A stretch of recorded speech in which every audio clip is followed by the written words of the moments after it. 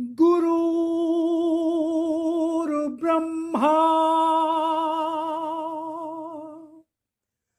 गुरुर्विष्णु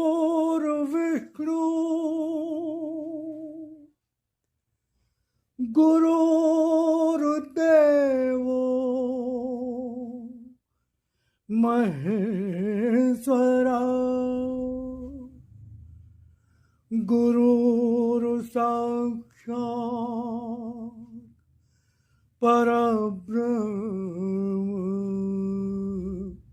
तस्मै श्री गुरुवे नमः।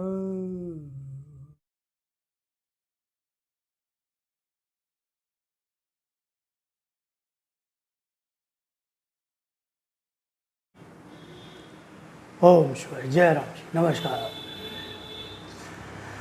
आशा करता हूँ ईश्वर कृपा से आप सब परिवार सकुशल होंगे। तो आज भगवत चर्चा भगवान की वाणी के किसी अंश को लेकर मैं आता हूँ। जैसा ईश्वर ने कहा कि जन जन तक पहुँचो जहाँ अंधकार है, उस मन तक पहुँचो जहाँ मेरी पुकार है। और भगवान की वाणी मार्च 31 मार्च 1972 से 2003 तक प्राप्त हुई। संभवतः जनवरी का महीना रहा होगा 2003 तब भगवान की वाणी परम पूज्य देवी माँ के स्वचालित लेखनी के माध्यम से भगवान की वाणी आई, जिसका मैं जिक्र कर चुका हूँ पहले भी। तो आज भगवान की वाणी में जीवन कैसे जिए। भगवान ने कहा भगवान की वाणी उसी के लिए है जो भक्ति करना चाहता है, अपने जीवन को सुधारना चाहता है, ईश्वर में आना चाहता है, क्योंकि एकमात्र वही सुरक्षित है जो मेरी शरण में है। वरना दुनिया में और कहीं भी उसको कोई सुरक्षा नहीं है। वरना जब तक उसका भाग्य उसका साथ दे रहा है तब तक वो सुरक्षित है, लेकिन जब भाग्य साथ नहीं देगा तो जो भगवान की शरण में है, अगर भाग्य साथ नहीं देगा लेकिन भगवान की शरण में है तो भाग्य रचयिता भगवान है, भाग्य रचने वाला परमात्मा है। और जब भाग्य रचयिता के शरण में आ गए, उनके चरणों में आ गए, तो भाग्य की चिंता क्या करना। तो हम जीवन कैसे जिए, जीवन कैसे जिए, इसमें 2 मई भगवान ने कहा कि सत्य के साधक हो तुम्हें अपनी साधना के पथ पर बढ़ना ही होगा, तभी तुम्हें सत्य का साथ और सत्य का विश्वास मिल पाएगा। सत्य के साधक हो तुम। भगवान की वाणी उनके लिए है जो सत्य के पथ पर चलना चाहते हैं, भक्ति के पथ पर चलना चाहते हैं, अपने जीवन को आनंद पूर्वक जीना चाहते हैं, बिना किसी अभाव के जीना चाहते हैं, पूर्ण आनंद की स्थिति में जीना चाहते हैं और भगवान की छत्र छाया में उनकी सुरक्षा में जीना चाहते हैं। उनके लिए भगवान की वाणी है।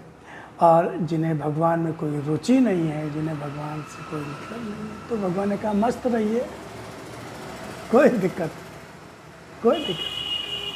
जैसा जीवन लाए हो अपना भाग वैसा भोगोगे। सुख लाओगे सुख भोगोगे, दुख लाए हो दुख भोगोगे, लेकिन वहाँ मेरा संरक्षण, मेरी कृपा नहीं होगी, आशीर्वाद नहीं होगा। और भगवान की कृपा सच्चा आशीर्वाद का क्या अर्थ होता है, ये कोई भी एक अगर जरा से भी समझ होगी, बुद्धि होगी, तो वो समझ सकता है कि सर्वशक्तिमान, सर्वव्यापक, सर्वज्ञाता परमात्मा, उस अनंत कोटि ब्रह्मांडों का जो मालिक है, जिसकी इच्छा के बगैर कुछ कहीं कुछ हो ही नहीं सकता, संभव ही नहीं है, अगर उसका कृपा संरक्षण आशीर्वाद मिल जाए तो क्या उससे अधिक भी कोई बहुमूल्य अनमोल कोई चीज़ हो सकती है। लेकिन नहीं चाहिए तो कोई बात नहीं, कोई ज़बरदस्ती है क्या।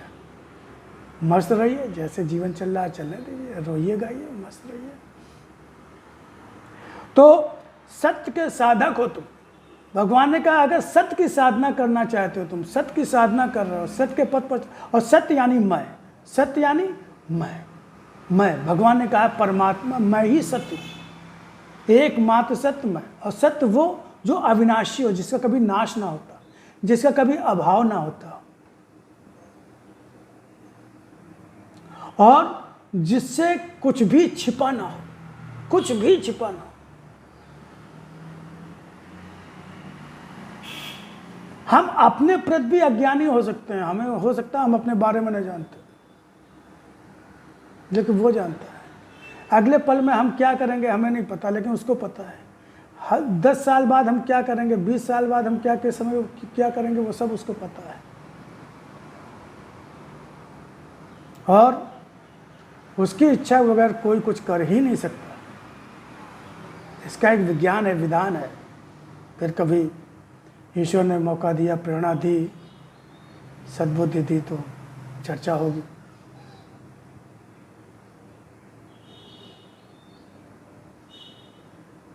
तो सत्य के साधक हो तुम, तुम्हें अपनी साधना के पथ पर बढ़ना ही होगा। अगर मुझे पाना चाहते हो तो मेरी ओर आना ही होगा, मेरे बताए रास्ते पर चलना ही होगा, मेरे आदेशों का पालन करना ही होगा। तभी तुम्हें सत्य का साथ यानी मेरा साथ, सत्य का साथ भगवान का साथ। अरे कोई गांव का जो सरपंच है वो कह देता किसी गांव, अरे मैं तुम्हारे साथ हूँ, तो वो गदगद हो जाता, अरे मुखिया जी हमारे साथ है। और प्रदेश का मुख्यमंत्री प्रधानमंत्री कह दे तो फिर तो आदमी के पैर ही जमीन पर नहीं पड़ते। और यहाँ तो अनंत कोटि ब्रह्मांड नायक परमात्मा संपूर्ण सृष्टि का मालिक है, जो सबको सामर्थ्य शक्ति सामर्थ्य बल देने वाला है। वो कह रहा है तभी तुम्हें सत्य का साथ और सत्य का विश्वास भी, कह मेरा साथ और मेरा विश्वास मिल पाएगा। विचार कर, कितनी बड़ी बात है। तुम्हें अपनी साधना के पथ पर बढ़ना ही होगा, तभी तुम्हें सत्य का साथ सत्य का विश्वास यानी मेरा साथ मेरा विश्वास मिल पाएगा। साधना का यह पथ साधारण पथकों का नहीं होता, साधारण पथकों का नहीं होता, यह असाधारण है, यह असाधारण प्रक्रिया है, असाधारण स्थिति है।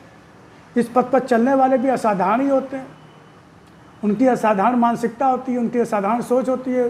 सामान्य जितने लोग होते हैं 99% लोग, उनसे सोच उनकी अलग होती है, इसीलिए वो अलग थलग भी दिखाई देते हैं। नो प्रॉब्लम, कोई दिक्कत नहीं है। क्वालिटी तो हमेशा कम मात्रा में ही होती ना, क्वालिटी बहुत कम क्वांटिटी में। जो चीज़ जितनी महंगी होती जाती है, जिसकी वैल्यू बढ़ती जाती है, असाधारण होती है, उसकी मात्रा कम होती जाती है। आप देखिए पत्थर ट्रक में भर ले आओ, फिर कोयला, फिर और धातुएं, पीतल, तांबा, चांदी, फिर सोना, फिर हीरा।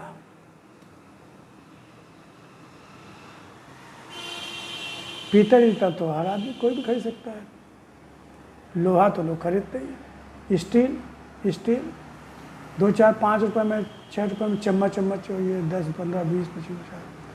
फिर पीतल महंगा, कम मात्रा में आदमी के घर में मिलेगा। तांबा और महंगा, और कम मात्रा में मिलेगा। चांदी और महंगी तो और कम मात्रा में मिलेगी। सोना थोड़ा थोड़ा होता है, किसी का होता ही नहीं। हीरा 100 में 1-2 लोगों के पास, 3 लोगों के पास। तो quality always exist in minimum quantity.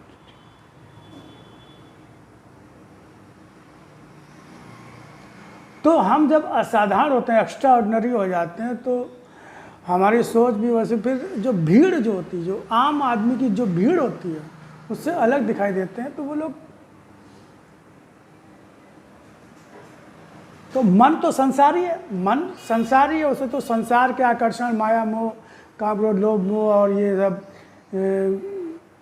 गीत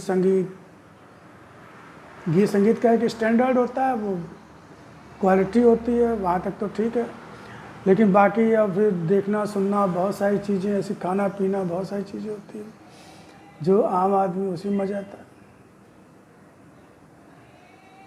लेकिन जैसे जैसे हमारा स्तर ऊंचा होता है ना, तो हमारी आदतें, खान पान, उठना बैठना, चलना फिरना, सोच बदलने लगती है, मन की अवस्था चेंज होने लगती है। तो साधना के पर साधारण पथकों का नहीं, जिस पर हजारों लाखों लोग, करोड़ों लोग चलते दिखाई दे रहे हैं, वो पथ ये नहीं है, ये असाधारण पथ। आपका मन घबराएगा भी, लोग भी आपको टोकेंगे, कोई चिंता नहीं, असाधारण पथ है। तो असाधारण ही होते हैं वे, असाधारण ही होते हैं वे जो इस पथ पर बढ़ पाते, असाधारण होते हैं, क्योंकि ये पथ जो है वो, इनमें सब मन को खुश करने वाले, मन को प्रसन्न करने वाली, मनोरंजन वाली चीज़ें नहीं होती हैं। वृत्तियों पर अंकुश करना पड़ता है, इच्छाओं पर अंकुश करना पड़ता है, मन को संयमित रखना पड़ता है।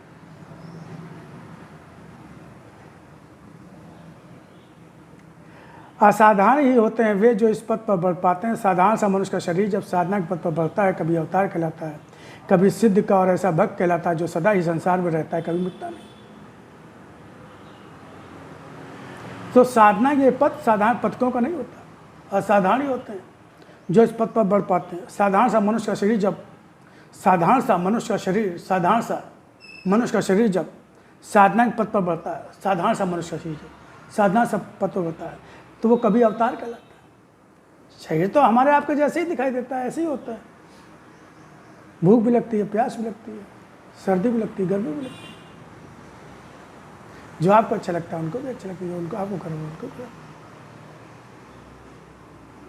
संसारी स्तर पर, लेकिन उन्होंने अपने वृत्तियों को कंट्रोल में कर लिया, मन संयमित बना लिया, विचार संयमित हो गए, कर्म संयमित हो गए, सत्य पर आधारित हो गए, धर्म पर आधारित हो गए। अपनी कुवृत्तियों, कुचेष्टाओं पे उन्होंने अंकुश लगाया, हर चीज पर नियंत्रण।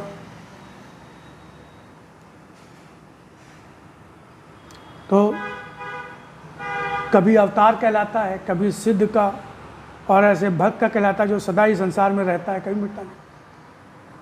सत्य का पथ, सत्य तो अविनाशी है, कभी नष्ट नहीं होता। तो सत्य पर चलने वाला भी अविनाशी हो जाता है, उसकी यश कीर्ति जो होती है वो अविनाशी हो जाती है, युगों युगों तक चलती है। जैसे अब बहुत से भक्त भी हैं, जैसे मीरा जी हो गए, सूरदास जी हो गए, रैदास जी हो गए, नामदेव जी हो गए। भक्त बहुत से, मतलब ऐसे भक्त हैं जिनका कि आज आसमान के तारों के समान आज भी जगमगा रहे हैं।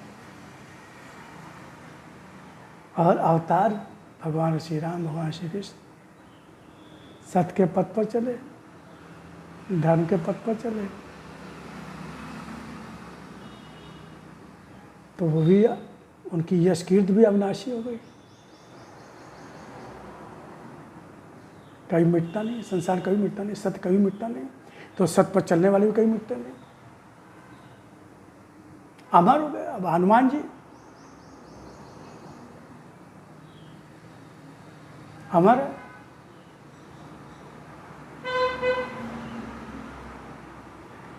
तो उसका शरीर मिट जाता है, फिर भी नाम शेष रहता है। शरीर तो जाना है, शरीर तो पंच तत्वों से बना हुआ है, तो पंच तत्वों मिल जाता है। लेकिन उनकी जो यश कीर्ति होती है, उनका जो नाम होता है वो शेष रहता है, कभी मिटता नहीं। नाम भी क्या साधारण रहता है, युगों युगों के लिए पूजनीय हो जाता है। जो सत्य के पथ, जो सत्य का साधक होता है, सत्य के पथ पर बढ़ते हुए भी जब भी लगे कि तुम्हें बढ़ना मुश्किल हो रहा है, चिंता न करना, क्योंकि संसार असत्य है और संसार में रहने वाले भी असत्य के ही पुजारी हैं।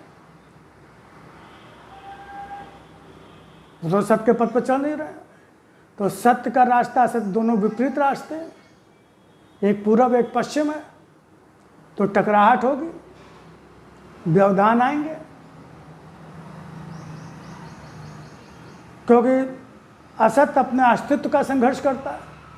जब सत्य बढ़ता है तो असत्य भी गतिशील हो जाता है। भगवान ने कहा वाणी में, असत्य गतिशील हो जाता है, क्योंकि आप सत्य के पथ पर चल रहे हैं। अगर असत्य पथ पर जो आपके परिवार के बहुत जो भाई सभी संसारी हैं, तो अब उनसे आपका विचार और रहन सहन थोड़ा अलग होता है, और कहीं कहीं काफ़ी कुछ अलग होता है, तो उनको व्यवधान होता है, तो वो उसमें अड़ंगा लगाते हैं, रोड़े अटकाते हैं, विरोध करते हैं, संघर्ष करते हैं। भाई राम और रावण का युद्ध क्या था? सत्य सत्य का युद्ध तो था। दैवी और आसुरी जो शक्ति का ही तो युद्ध था, तो वो तो हमेशा रहेगा। सत्य असत्य कभी एक साथ चल नहीं सकते।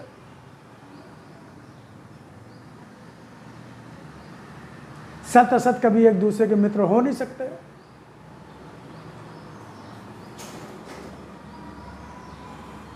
कभी बनेगी नहीं, हमेशा ठनी रहेगी।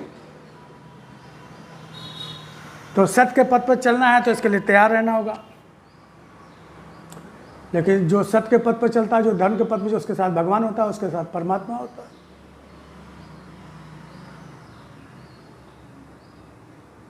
परमात्मा उस अर्जुन के रथ के सारथी कौन थे? भगवान श्री कृष्ण। जो सत्य के पथ पर चलता है, जो धर्म के पथ पर चलता है, धर्म से युद्ध करता है, उसके रथ का सारथी भगवान होता है, उसके रथ का संचालन भगवान करता है, मार्गदर्शन भगवान करता है। हमें दिखाई नहीं देते, लेकिन भक्त का भरोसा होता है, भक्त का विश्वास होता है कि भगवान उसके साथ है। और भरोसा ही तो काम करता है, विश्वास ही तो काम करता है। जो विश्वास करता है तो भगवान उसके विश्वास को पूरा करता है। तो भगवान ने कहा सत्य के पथ पर बढ़ते हुए भी जब भी लगे कि तुम्हें बढ़ना मुश्किल हो रहा है, क्योंकि अड़ंगे तो आएंगे, व्यवधान तो आएंगे, विरोध तो होगा, शरीर विरोध करेगा। शरीर भी तो असत्य का ही अंग है। शरीर विरोध करेगा। शरीर कहता है आराम करो, शरीर कहता है अरे घर बैठो, खाओ पियो मौज, कहाँ धूप में जाओगे, जाड़े में जाओगे, क्या छोड़ो यार, बहुत बड़े आदमी, उनका विरोध करोगे तो कहीं कुछ जीवन, या जब विरोध करोगे तो बहुत सी अनुकूल परिस्थितियां हैं जो वो जो देने वाले वो छीन लें आपसे। संसार में होता है। जब आप उनके अनुकूल नहीं चलोगे, उनकी हाँ में हाँ नहीं मिलाओगे, तो जो लाभ उनसे मिल रहा है वो लाभ वो छीन लेंगे। तो मन में ये भी आता है अरे यार इतना पैसा आ रहा है, इनकी वजह से फ़ायदा हो रहा है, अगर इनका विरोध करें तो फ़ायदा मिलना बंद हो जाएगा, पीछे सुविधाएँ छिन जाएंगी। तो घर वाले भी विरोध करेंगे, कहाँ मूर्खता कर रहे हो, कहाँ बेवकूफ़ी कर रहे हो यार, दुनिया सब ऐसी कर रही है, ऐसे ही करो तुम भी, क्या सत असत धर्म धर्म लगा रखा है। तो मन घबराएगा, मन डरेगा। लेकिन भगवान ने कहा जब भी लगे तुम्हें बढ़ना मुश्किल हो रहा है, चिंता न करना, मात्र मेरा स्मरण करना। माम अनुस्मर युद्धश्च, भगवान ने कहा गीता में,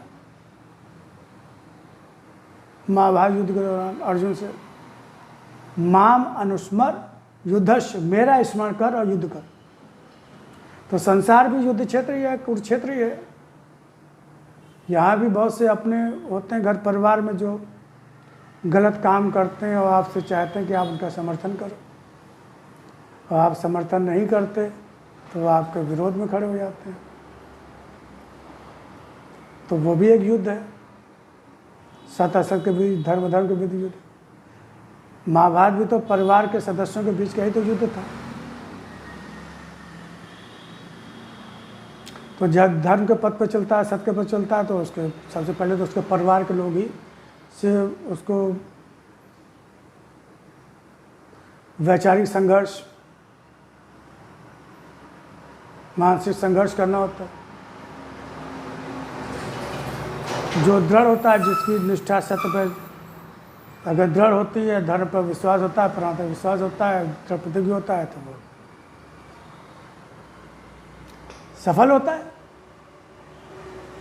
लोग उसकी बात माननी होती है, नहीं माननी होती तो वो अपने रास्ते चलता है, भगवान उसकी मदद करता है, उसका सहारा बनता है। अंत में जो उसका विरोध करता है वही उसकी पूजा करने लगता है, उसके पीछे पीछे चल जयकारा करने लगता है। होता है, देखा है। भक्तों के जीवन में बहुत बड़े बड़े कष्ट है जो उनके परिवार के लोगों ने दिए, अड़ोस पड़ोस के लोगों ने दिए, उनके समाज के लोगों ने दिए, जीना मुश्किल कर दिया, मृत्यु के मुंह तक पहुंचा दिया। लेकिन अंत में वो उनकी जीत उनकी हुई, वो अमर हो गए। मीरा जी का उदाहरण है। भक्तों के जीवन में ये होता है, कोई ये नई बात नहीं है, सभी के जीवन में ऐसे ही होता है। तो भगवान ने कहा, लेकिन उन पर भगवान का भरोसा होता है, भगवान का विश्वास होता है। चिंता न करना, मात्र मेरा स्मरण करना और देखना कि तुम्हारा भविष्य कितने शीघ्र तुम्हारे निकट आता जाता है। कितने शीघ्र देखना कि तुम्हारा भविष्य क्या। भविष्य तो भगवान ने कहा मैं ही हूं। भक्त का भविष्य में आनंद कितने शीघ्र तुम्हारे निकट आता जाता है। जो पग बढ़ाने में लंबा समय व्यय होता है, जो पग बढ़ाने में लंबा समय व्यय होता बस समय बहुत कम व्यय होता है और रास्ता बहुत लंबा पार हो जाता है। समय बहुत कम व्यय होता है और रास्ता बहुत लंबा। तुम्हें लगता है कि समय, लेकिन जितने समय में रास्ता तय, वो बहुत बड़ा रास्ता तय हो जाता है। बस समय बहुत कम व्यय होता है और रास्ता बहुत लंबा पार हो जाता है। लगता है धैर्य रखना पड़ता है, भगवान पर भरोसा बनाए रखना पड़ता है। जो पग बढ़ाने में लंबा समय, पग बढ़ाने हिम्मत साहस जुटाने में लंबा समय होता है, वो समय एक्चुअली बस समय बहुत कम व्यय होता है और रास्ता बहुत लंबा पार हो जाता है। जो तुमने पार कर लिया उसको तो लाखों लोग पार ही नहीं कर पाते, हिम्मत पहले पस्त हो जाता है। तो आपने कितना लंबा रास्ता पार कर दिया। तुम मनुष्य के शरीर में ही विराट को पहचानो, मनुष्य के शरीर में ही विराट को पहचानो।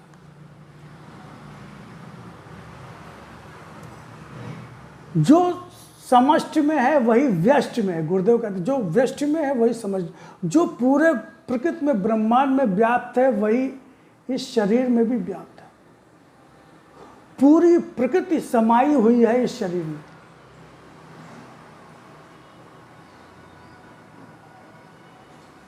समाई हुई है इस शरीर में, इस जीवन में समाई हुई। जो समष्टि में है जो वही व्यष्टि में है। जो परमात्मा प्रकृति में समाया हुआ है, अनंत कोट ब्रह्मांडों में समाया, वही परमात्मा इस शरीर में आत्मा रूप में, जीवनी शक्ति के रूप में समाया हुआ और संपूर्ण शक्तियों के साथ। लेकिन भरोसा नहीं हो पाता, भरोसा नहीं। वही भगवान ने यहाँ कहा कि तुम मनुष्य के शरीर में ही विराट को पहचानो। मनुष्य के शरीर में ही, जो तुम्हें शरीर मिला हुआ मनुष्य, इसी में विराट को यानी मुझको पहचानो, मुझको पहचानो। संपूर्ण शक्तियों का स्रोत, संपूर्ण ब्रह्मांडों का कंट्रोलर, नियंत्रक मैं हूं। अब वो तुम्हारे साथ हर क्षण है तो फिर डर किस बात की, चिंता किस बात की। शरीर कितना भी सूक्ष्म हो, जब मुझसे जुड़ जाता है विराट का दर्शन बन जाता है। हमारे यहाँ तो देखिए मत्स्य अवतार भी हुआ, कूर्म अवतार भी हुआ, शुकर अवतार भी हुआ। उनके शरीर के माध्यम से ना भगवान ने कितने बड़े बड़े काम किए कि आज उनकी भी पूजा होती है, वो भी अवतार कहलाते उस शरीर में। तो इस शरीर के माध्यम से लोगों ने बहुत बड़े बड़े काम किए। भगवान राम के पास भी तो यही शरीर था, भगवान श्री कृष्ण के पास भी यही शरीर था, हमारे आपकी तरह वो भी दिखते थे। लेकिन उन्होंने विराट को साकार कर लिया।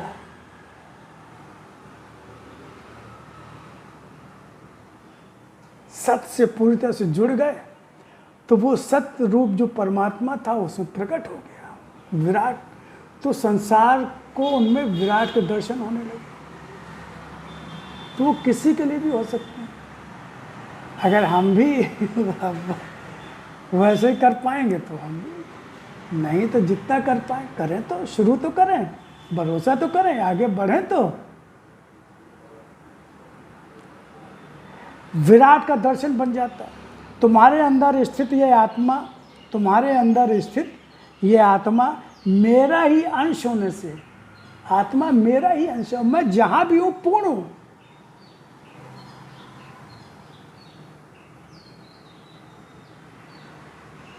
पूर्ण से पूर्ण विदम, इसका पूरा श्लोक मुझे याद नहीं है, लेकिन पूर्णात पूर्ण से पूर्ण विदम जो है, मैं जहां भी हूं पूर्ण ही हूं। पूर्ण चींटी में भी वो परमात्मा, आत्मा रूप उसके अंदर भी है, लेकिन चींटी भोग योनि वो कुछ कर नहीं सकती, तो उसको सही चीज लेकिन है।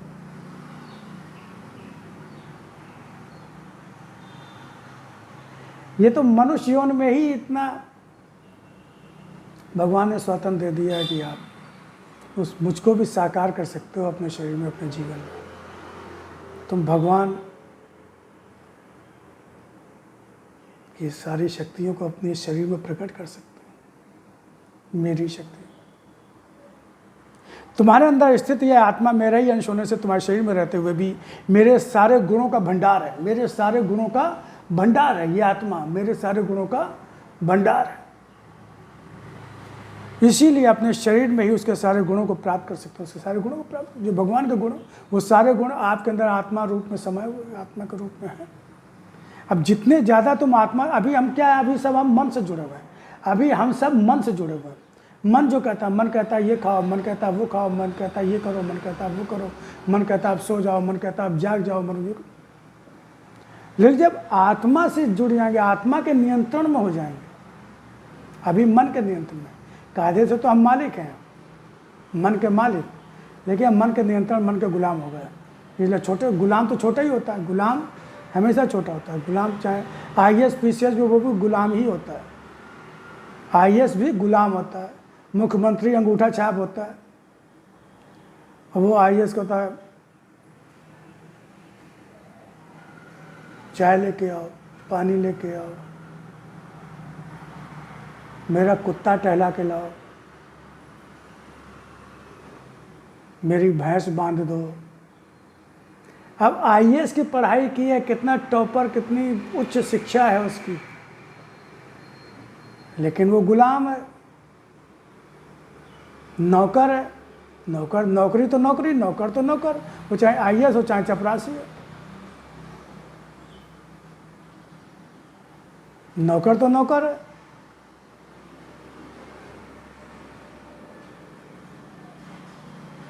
जूते के फीते बंधवाते हैं उससे लोग, ऐसे ऐसे भी मंत्री हुए हैं, क्योंकि नौकर है, वो गुलाम है। वो अब वो डरता है कि अगर हम मना कर देंगे तो हमारा ट्रांसफ़र हो जाएगा, हमारी मलाईदार पोस्ट चली जाएगी,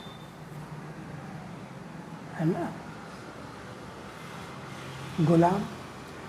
तो अगर मन के गुलाम बनोगे तो हमेशा नीचे से नीचे होते चले जाओगे। अगर आत्मा से जुड़ जाओगे, परमात्मा से जुड़ जाओगे, मन के मालिक बन जाओगे, मालिक, तो शरीर को शारीरिक गुणों से अलग करके जब परमात्मा के गुणों से जोड़ दोगे, मेरे ही विराट रूप को देख और पहचान पाओ। शरीर के गुण होते हैं, शरीर की वृत्तियां होती, काम, क्रोध, लोभ, मोह, ईर्ष्या, द्वेष, ये सब शरीर के गुण है, प्रकृति के गुण है। इनको देखने वाले बनो, दृष्टा बनो।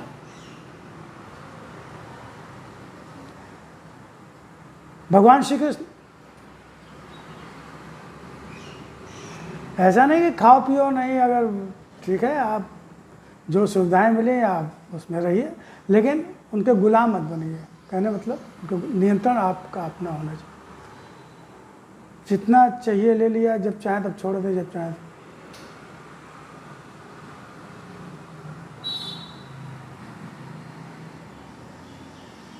कान्हा बैठे वृक्ष के नीचे, गोपियाँ कान्हा को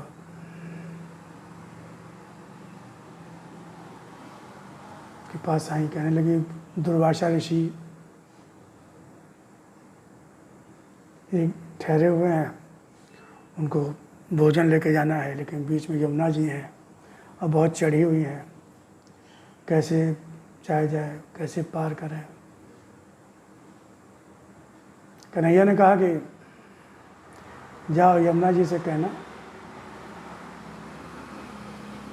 कि अगर मेरे कान्हा ने कभी हमारे साथ नाच नृत्य ना किया हो,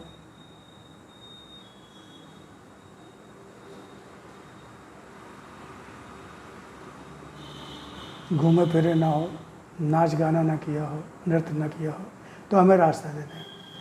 अब गोपियाँ कृष्णा के चेहरे को देख रही हैं कि बौरा गए क्या, सोच रही मन ही में।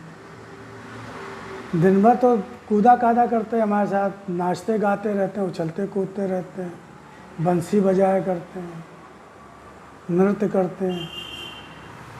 कह रहे हैं हमने नाच गाना न किया हो, घूमा फिरा ना हो, तो रास्ता दे दे। तो मुँह देखने कहते हैं जाओ कहो तो जाके, वो समझ गए, कहा जाओ कहो तो जाके, जाओ तो कहे उन्हें भरोसा था भाई, भरोसा था क्योंकि वो बहुत सारे ऐसे काम कर चुके थे कि जिस पे अविश्वसनीय थे। तो गई गोपियाँ, उन्होंने कहा यमुना माँ रास्ता दे दो। कान्हा ने कहा कि अगर उन्होंने कभी हमारे साथ नाच गाना ना किया हो, घूमे फिरे ना हो, नृत्य ना किया हो, तो यमुना जी ने रास्ता दे दिया। सवासा जी को पहुँची वहाँ पे,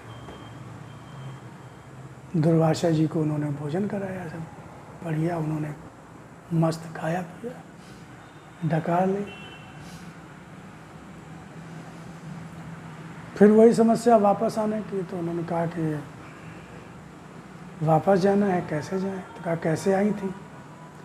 कहा वो तो कान्हा ने कह दिया था कि हमारे सामने कभी नाच गाना ना किया हो, नाचे गाए ना हो, नृत्य न किया हो, तो रास्ता दे दें यमुना जी, यही कह देना। कहा जाओ यही कह देना कि दुर्वासा जी ने अगर भोजन न किया हो, कुछ खाया पिया ना हो, तो हमें रास्ता दे दें। अब फिर वही भौचक्के हमारे सामने तो सब कहा गए, हम ही ने खिलाया, बैठे बैठे हमारे सामने खाए हैं सब। अब उनको समझ में नहीं आ रहा है। खैर बड़े लोग बात, उन्होंने कहा चलो ठीक है। उन्होंने कहा कि दुर्वासा जी ने अगर कुछ भी खाया पिया ना हो तो रास्ता दे दें। यमुना जी ने फिर रास्ता दे दिया। तो कहने का मतलब ये है, दृष्टा, सारे चीज़ें सब प्रकृति में हो रही हैं, सारी क्रियाएं प्रकृति में हो रही हैं। समझिए, हम सब समझें इस बात को, सारी क्रियाएं प्रकृति में हो रही हैं। गुण ही गुणों में बरत रहे हैं, गुण ही गुणों, और इंद्रियां अपना कर्म कर रही हैं, अपने स्वभाव के अनुसार कर्म कर रही हैं। आंखें अपना कर्म कर रही हैं, जीवा बोलने का, स्वाद लेने का कर्म कर रही है, कान सुनने का कर्म कर रहे हैं, नासिका सूंघने का कर्म कर रही है, हाथ पैर चलने फिरने का कर्म कर रहे हैं। सब प्रकृति में हो रहा है। सत रज तम जो ताम तीन गुण हैं, उनके अनुसार प्रकृति अपना काम कर रही है।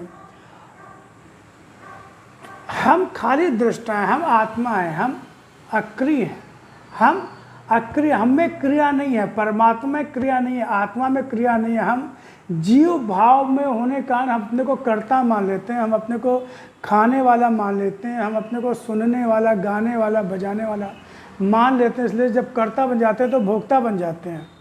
ये भगवान श्री कृष्ण ने, दुर्वासा जी ने जो भी कर्म किए वो दृष्टा बन के किए।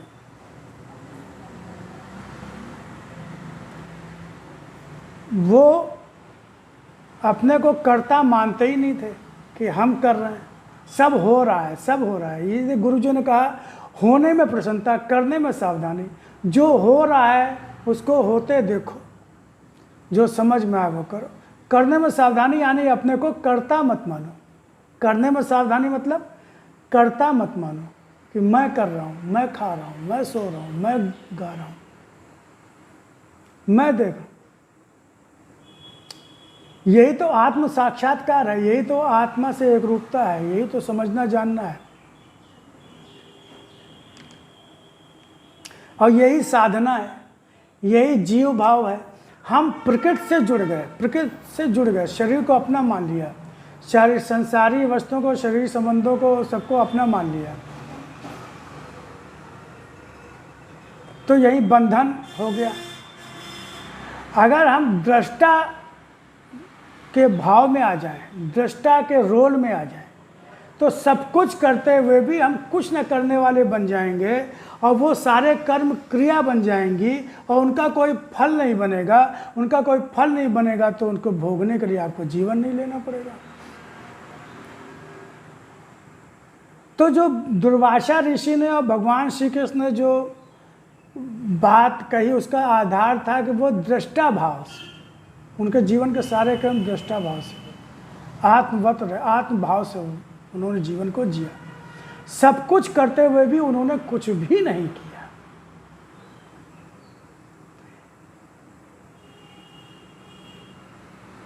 छोटी सी बात लगती है, लेकिन अभ्यास, सघन अभ्यास करना पड़ेगा, क्योंकि सारा कुछ शरीर के माध्यम से हो रहा है।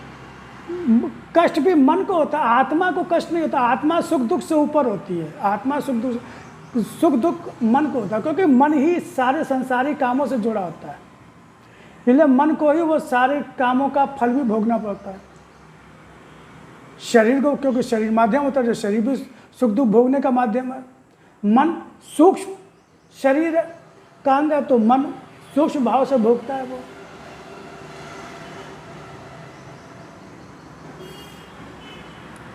तो जब तक तुम्हारी पहचान शारीरिक गुणों तक ही सीमित है, तब तक मुझे पहचान पाना आसान। शारीरिक गुण यही होते, काम, क्रोध, लोभ, मोह, भूख प्यास को अपने से जोड़ लेना, अपने से मान लेना, काम, क्रोध, लोभ, मोह, ईर्ष्या, द्वेष, माया, मोह, आसक्ति।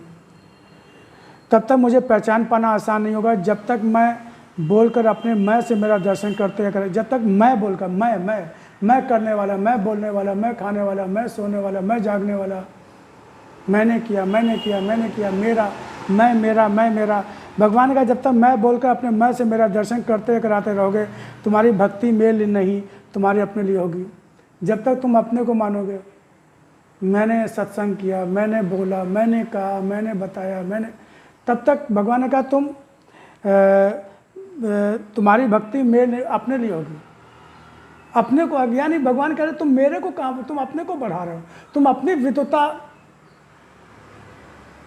को सामने ला रहे हो कि देखो मैंने इतना अच्छा बोला, देखो मैंने इतना अच्छा किया, देखो मैंने इतना बड़ा बढ़िया ज्ञान दिया है, देखो मैंने क्या बात मैंने कही। तो यानी आपके अंदर इच्छा है अपने को आगे बढ़ाने की, अपना सम्मान, मान सम्मान की, यश कीर्ति की, मैं अहंकार, सूक्ष्म अहंकार।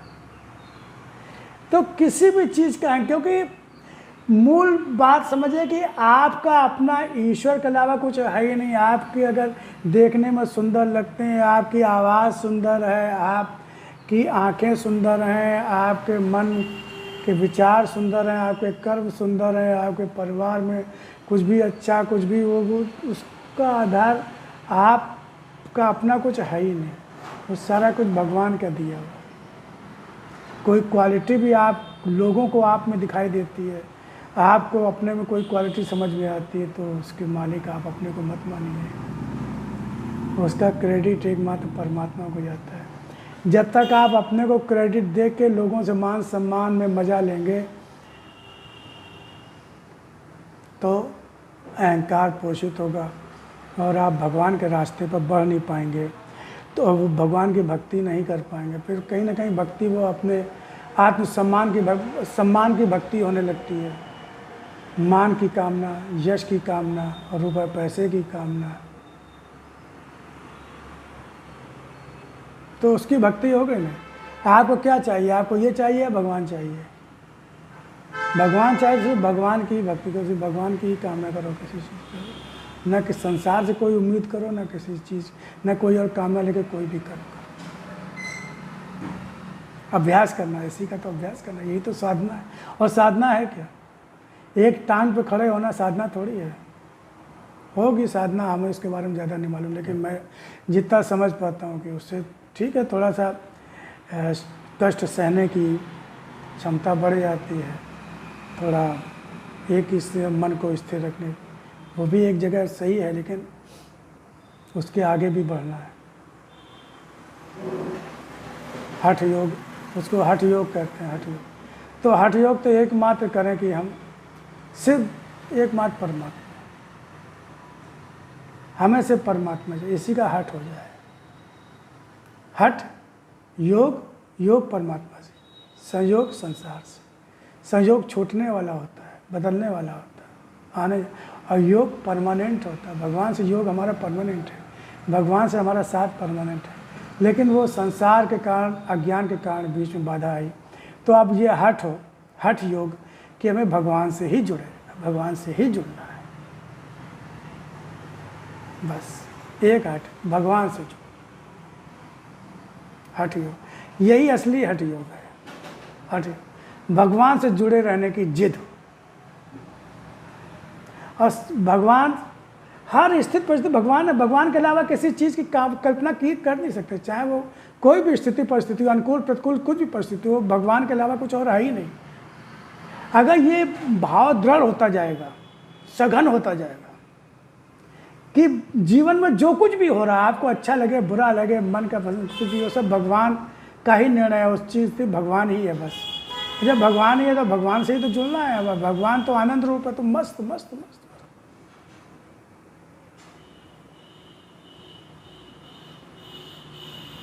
कष्ट तो शरीर को हो रहा है ना, कष्ट तो मन को हो रहा है, होता रहे, सही सही समय क्या ले, मन से हमें क्या लेना।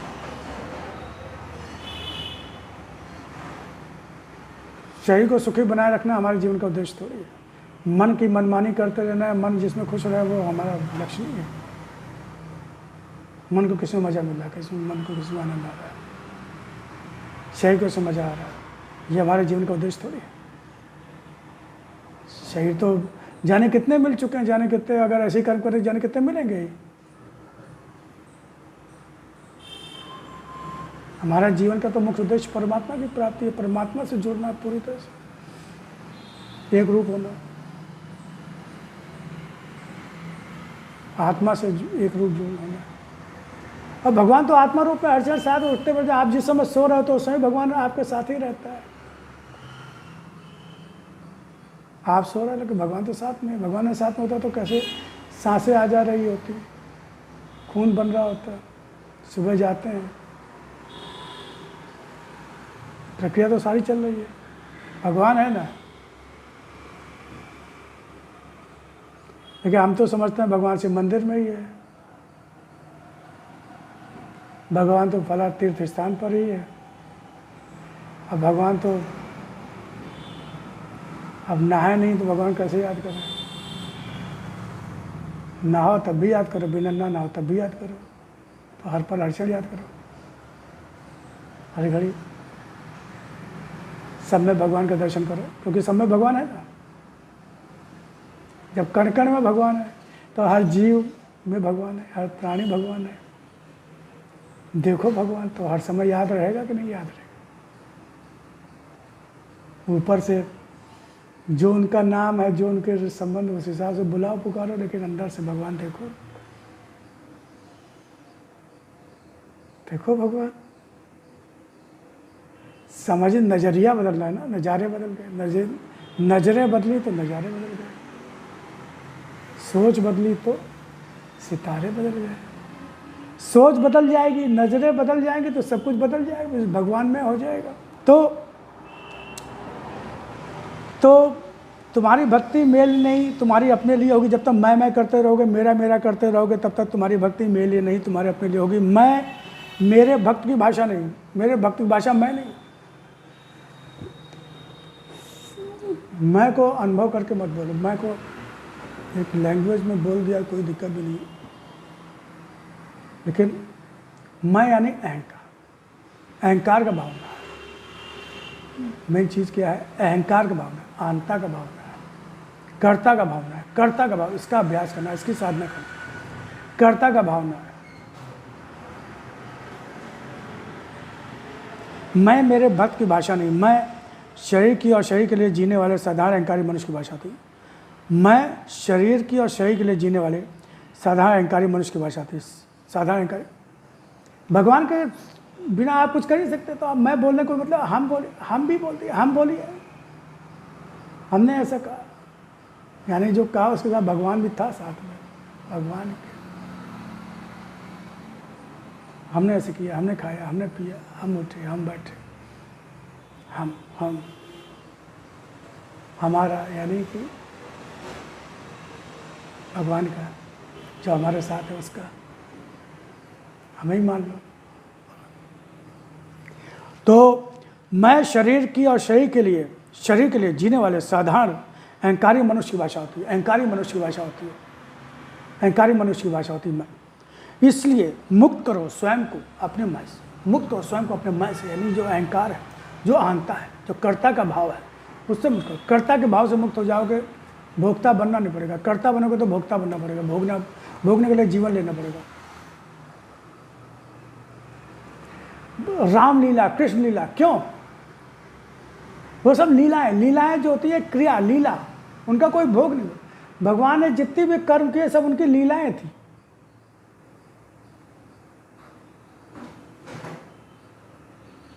क्रियाएं थी, सब क्रिया बन गई, इसीलिए उनका न कोई भाग्य था, न बाद में भाग्य बना उनका, कोई प्रारब्ध नहीं था, कोई भोग नहीं था।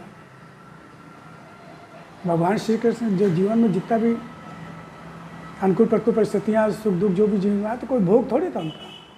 न भगवान श्री राम का तो अवतारी सत्ताएं थी, प्रकृति को अपने वश में करके वो आए थे, और फिर उन्होंने स्वयं जीवन में उन स्थितियों का निर्माण किया, आपको दिखाने के लिए, बताने के लिए, समझाने के लिए कि जीवन कैसे जिए, सुख में कैसे जिए, दुख में कैसे जिए, अनुकूल प्रतिकूल परिस्थिति में कैसे जिए, कैसे जीवन जीना चाहिए।